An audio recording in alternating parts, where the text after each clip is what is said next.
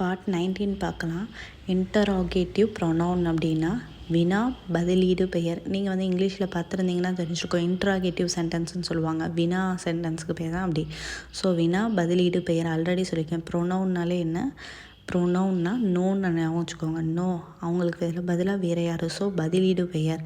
அடுத்து ரிஃப்ளெக்ஸிங் ப்ரொனவுன் அப்படின்னா தற்சுட்டு பெயர். ரிஃப்ளெக்ட் ஆகுது அப்படின்னா நம்மளை பார்த்து தான், ஸோ நம்மளை பார்த்து தன்னை பார்த்து தான், ஸோ தற்சுட்டு பெயர்.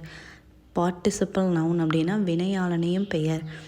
அதாவது பார்ட்டிசிபிள்னால் நீங்கள் பார்ட்டிசிபேட் பண்ணுறாங்க யாரோ ஒரு ஆள், ஸோ வினையாளனை ஓகேவா. அப்பலேட்டிவ் பார்ட்டிசிபிள் நவுன் அப்படின்னா குறிப்பு வினையாளனையும் பெயர். பார்ட்டிசிபிள்னால் வினையாளனையும் பெயர், அப்பலேட்டிவ்னா குறிப்பு வினையாளனையும் பெயர்.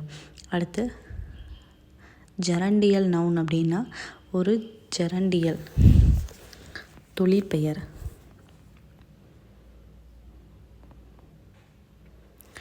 டயல் ஞாபகம் வச்சுக்கோங்க. டயல் பண்ணுறது, ஃபோன் பண்ணி அப்போல்லாம் வந்து டயல் பண்ணி பேசுவோம். ஸோ அதுவே ஒரு வேலையாக இருந்துச்சு, ஸோ தொழில் பெயர். அடுத்து கார்டியல் நவுன் அப்படின்னா எண்ணல் அளவை பெயர். காரை வந்து எண்ணுவோம், ஸோ கார்டினல் அப்படின்னா எண்ணல் அளவை பெயர். ஆர்டினல்ஸ் அப்படின்னா எண்ணுமுறை. ஆட் நம்பர்லேருந்து எண்ணணும், ஸோ எண்ணுமுறை. ஃபைனேட்டிவ் வேர்ப் அப்படின்னா வினைமுற்று. ஃபைனைட் அப்படின்னா ஃபைன், ஸோ நான் நல்லா இருக்கேன் முடிஞ்சு, ஸோ வினைமுற்று. யார்ட்டையா போய் நான் ஃபைனாக இருக்கேன் அப்படின்னு சொன்னால் ஏதாவது நமக்கு நடத்துகிறோம் அப்படின்னு வச்சுக்கோங்க, முடிஞ்சு, ஸோ வினைமுற்று. அடுத்து அப்பலேட்டிவ் வந்தாலே குறிப்புன்னு அர்த்தம், ஸோ குறிப்பு வினைமுற்று.